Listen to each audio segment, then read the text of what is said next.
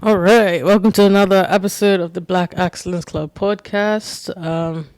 It's your host, Security, and today our special guest is Kathy. And go ahead and introduce yourself.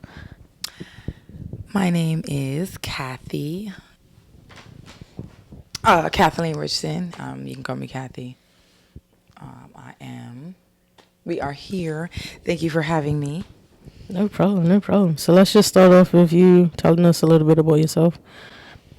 I am a entrepreneur. I have been out here living in Chicago for about 13 years. I decided to become an entrepreneur after working at the airport here in Chicago. I've traveled. I've actually lived in Bermuda all of my life.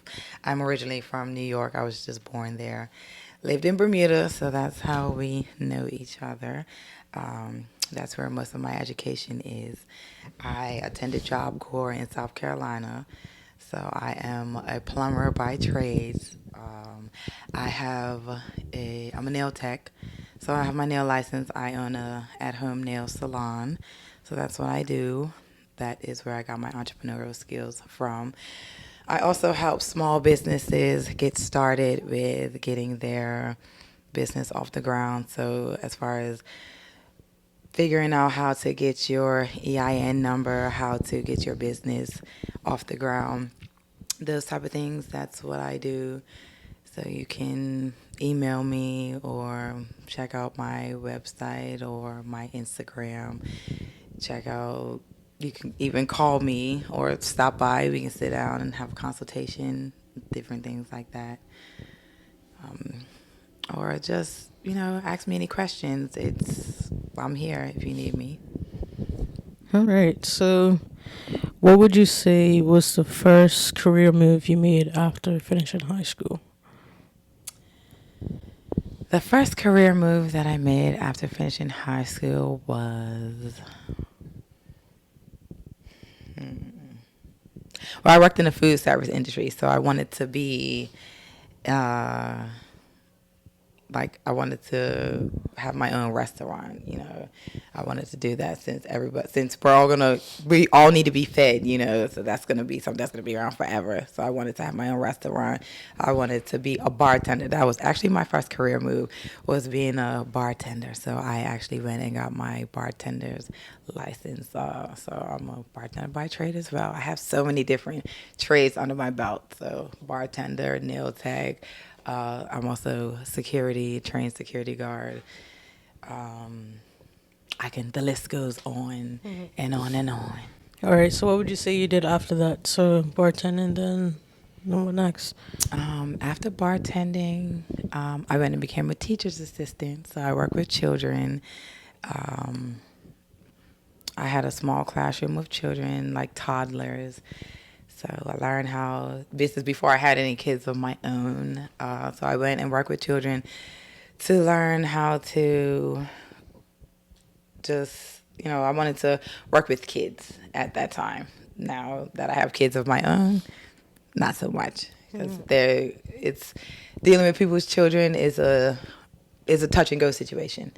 So now that I'm dealing with children of my own, that's something that is a different career move. I'd rather just help people get their business off the ground and deal with that. Okay. And then what next? What would you say you did after that?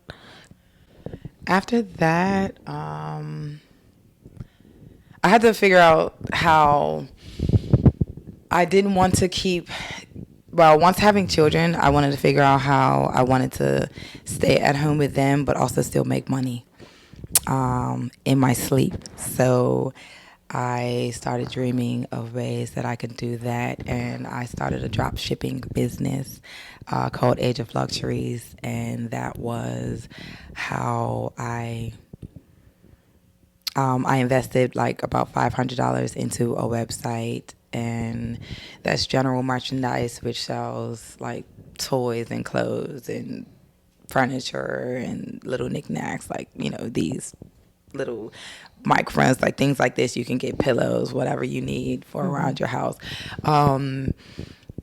And I wanted to, when COVID hit, I was trying to figure out, like, how can I still be a part of making money when the world shut down? And it was like, how could I still help people? And that was it. And, how can I be the next Jeff Bezos?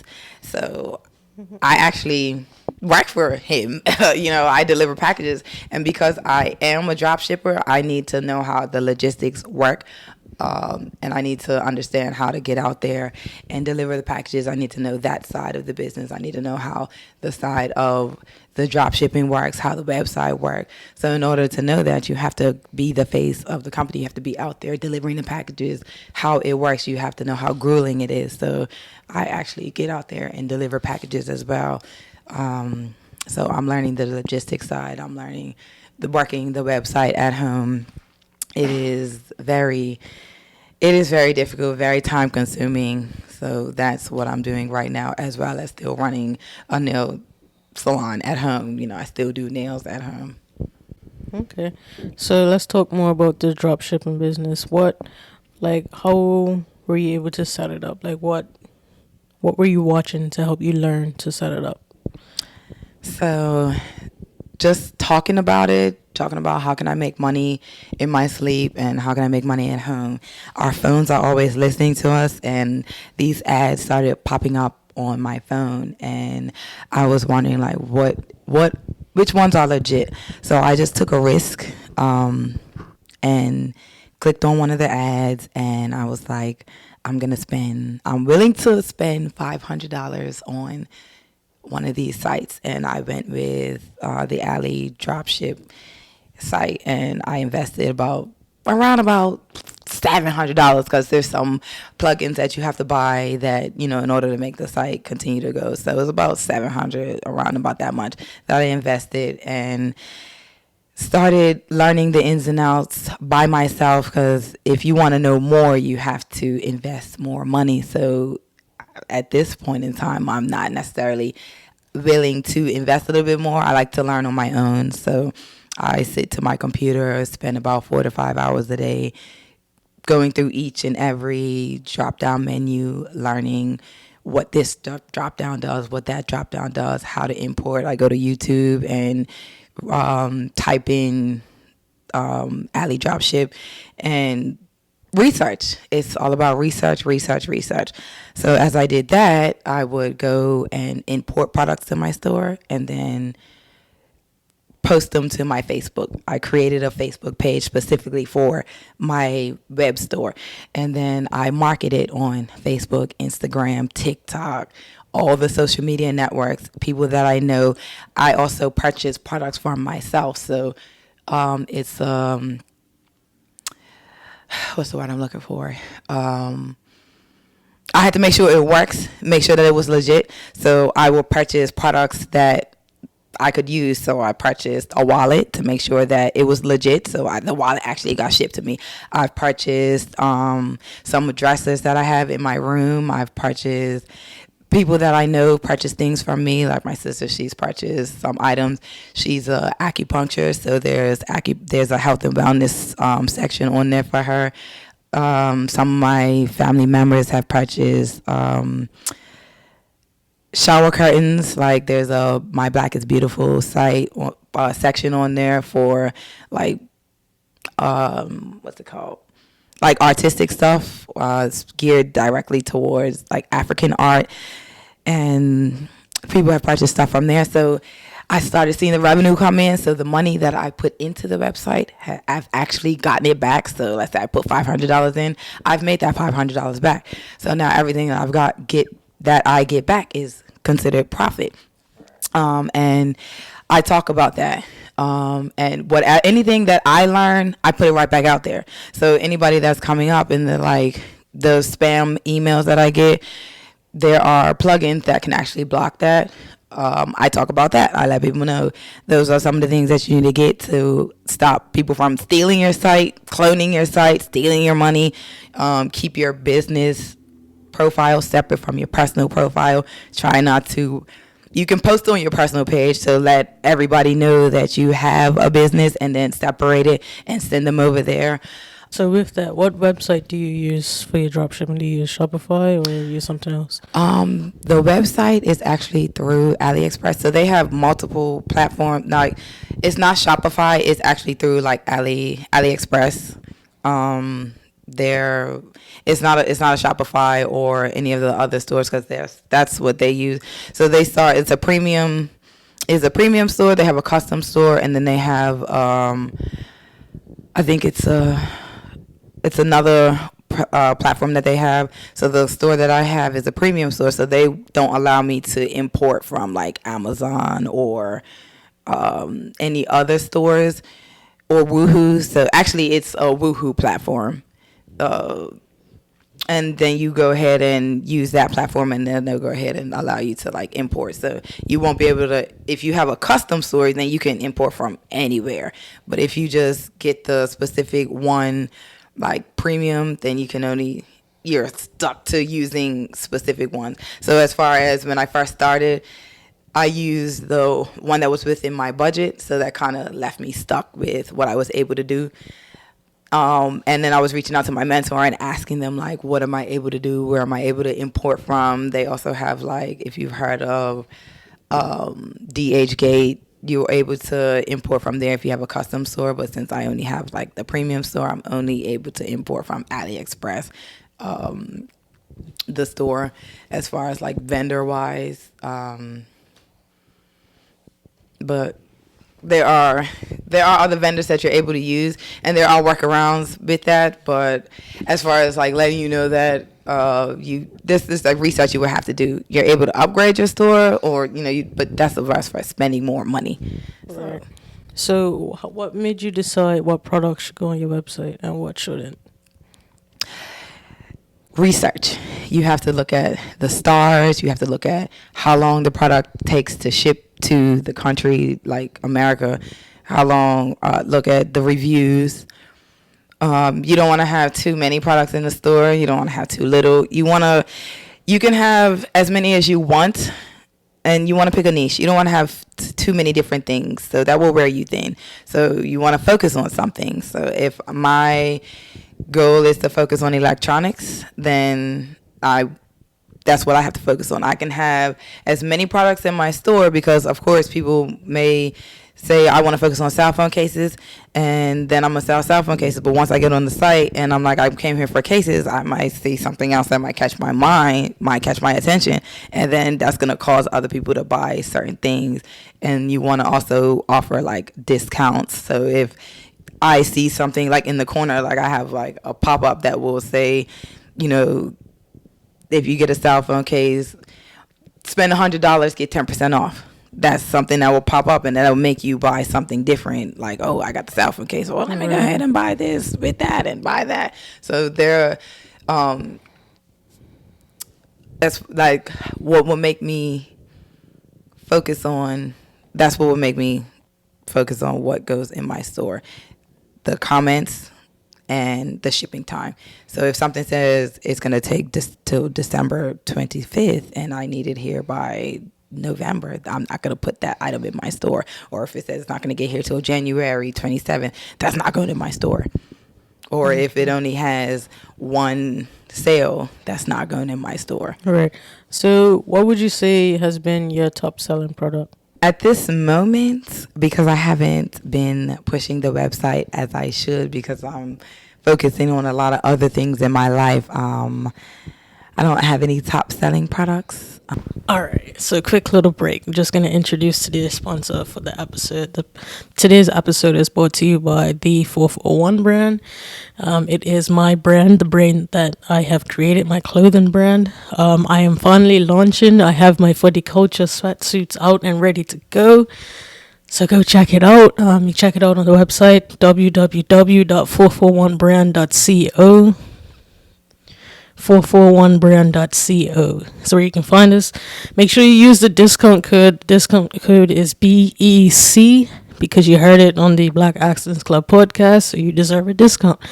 So make sure you go check out the website and tap the link in the description and make sure you subscribe. Let's go for the culture. So you also spoke about being a nail tech. Where did you go to get your training for that?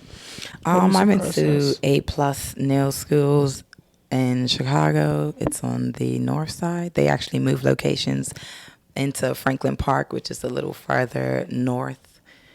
I went there for during the pandemic, so I was able to stay home and do my studies at home and also go to the school. Okay, so how long was the program?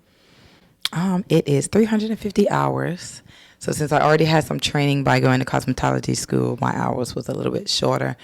I was able to, like I said, stay home and do my hours and just go into school and take the test. So it took roughly about 4 months. Okay, so that's not too bad. Why did you want to become a nail tech? Because it was a lot shorter than doing cosmetology school, and the profits are a lot higher. And the beauty industry is booming right now. Nails, people are coming in to get their nails done every 2 weeks, even every week, just like a polish change. You can get your nails done every 2 weeks, and you come in every week to get a polish change if you want to. Literally take the design off and then get something done on top of that. And you can get a refill 2 weeks, 4 weeks. It's really up to you. So you have people coming here now? I do have people coming here now. So you have regular clientele? I do have regular clientele. That's good. So what would you say would be a goal to achieve by the end of the year for that business? By the end of this year, I am looking to get my... Well, actually, let's do for 2023. So by the end of 2023, I am actually looking to get a mobile nail salon. That means I want to come to you on something like a bus or an RV. I'm not entirely sure, but it's going to be mobile.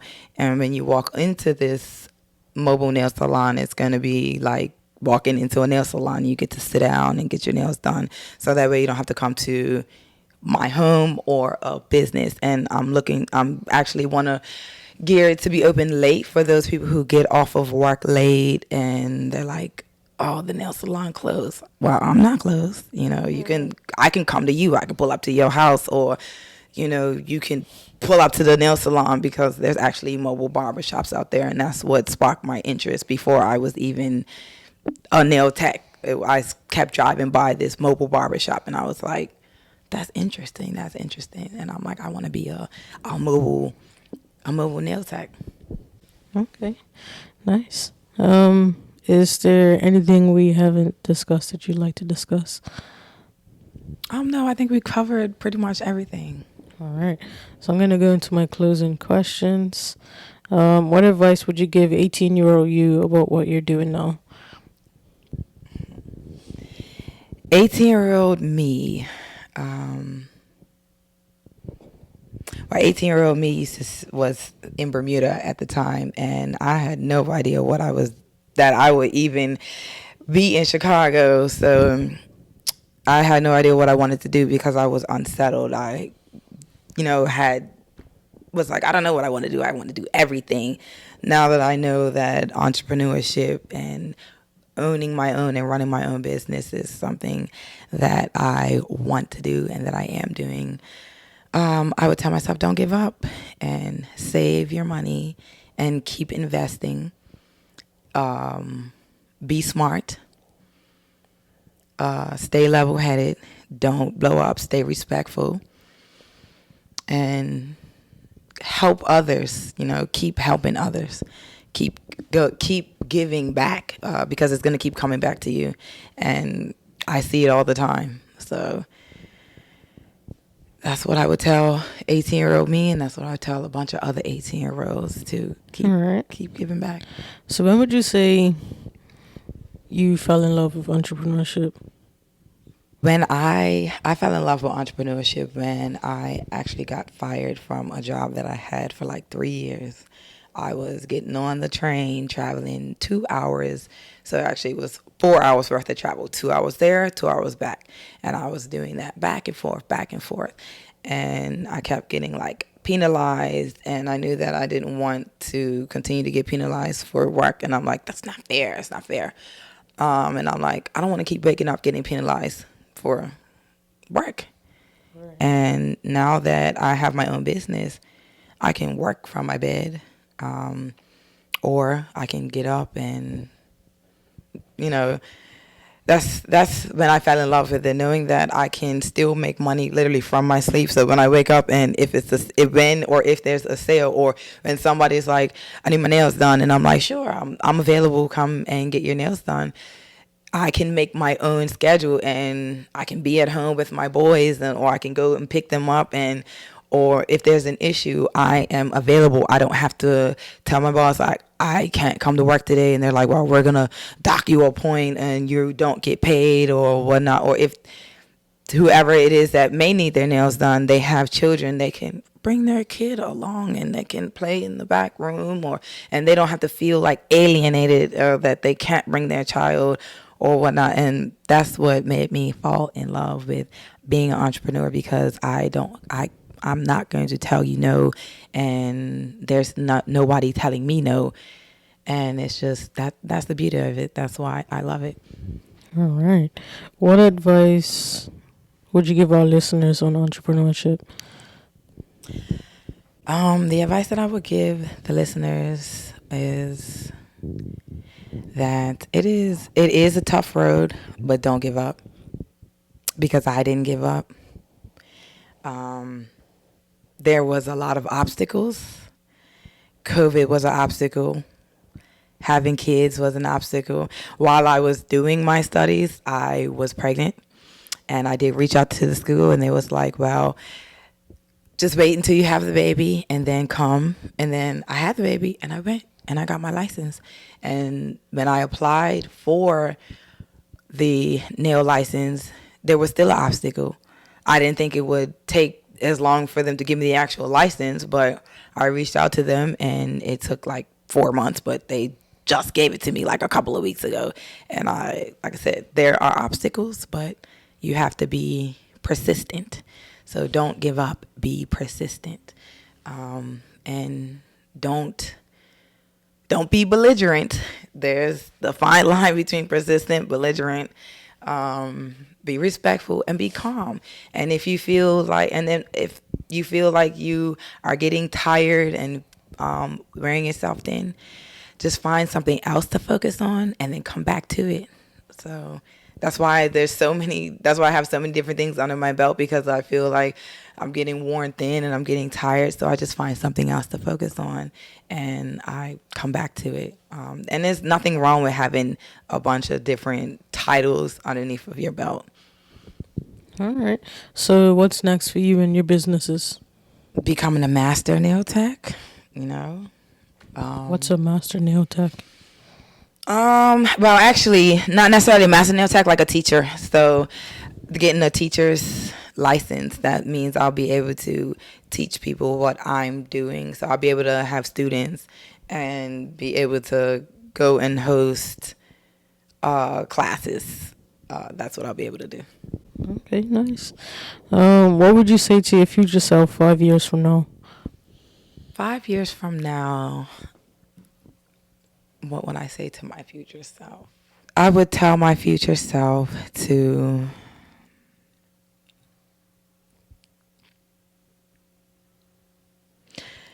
make sure that I keep some extra eggs in the basket.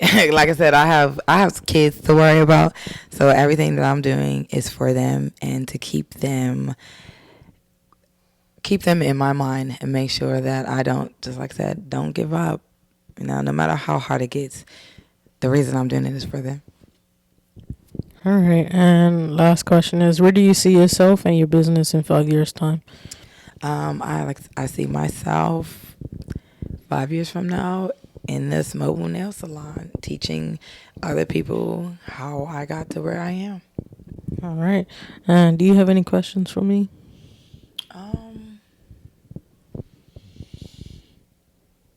Yeah, how did you get to where you are? What are your goals for your podcast, and what do you plan? What are your plans for your future? I see you started your podcast, and is this your future? Do you plan going all over the world interviewing businesses?